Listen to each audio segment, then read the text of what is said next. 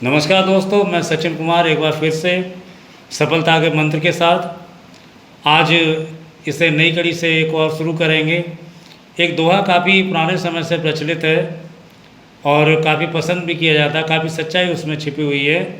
काक चेष्टा बको ध्यानम स्वान निद्रा तथैव च अल्पाहारी गृह त्यागी विद्यार्थी पंचलक्षणम।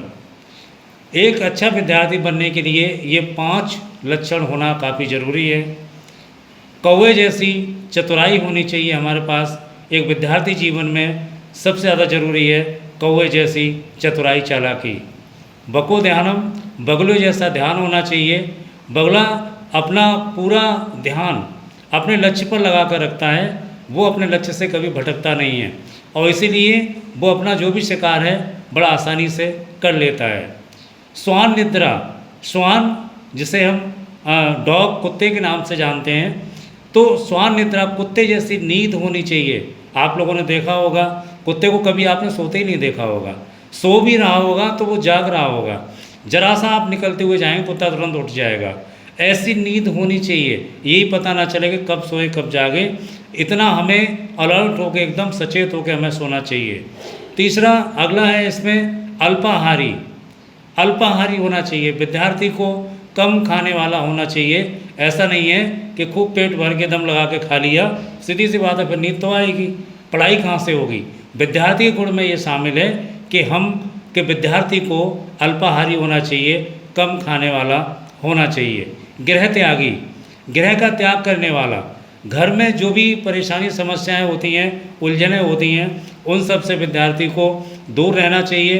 पुराने समय में परंपरा चली थी कि जो बच्चे थे पढ़ने के लिए गुरुकुल जाते थे या अपने गुरु के आश्रम में जाते थे, वहाँ पे अध्ययन अपना करते थे। वो उसमें क्या था, घर की जो भी परेशानियाँ थी, जो भी चीज़ें थी, वो सारी की सारी दूर हो जाती थी और वो उनको उस परेशानी की फिक्र ही नहीं होती थी।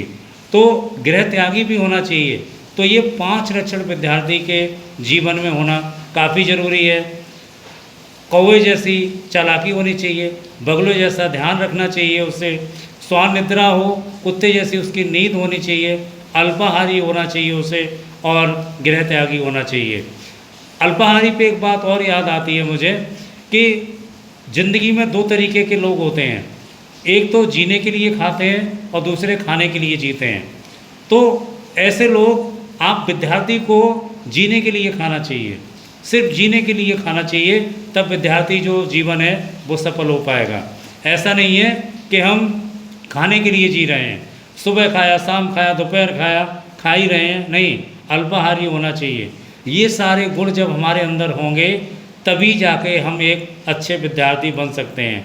सफलता हमारे कदम चूमेगी अगर हम इस मंत्र का अगर हम पूरा अनुसरण करते हैं, इस श्लोक के आधार पर अगर हम चलते हैं, तो सारा का सारा जो लक्ष्य हैं जो हम पाना चाहते हैं, वो सारे लक्ष्य हमें बड़ी आसानी से प्राप्त हो सकते हैं।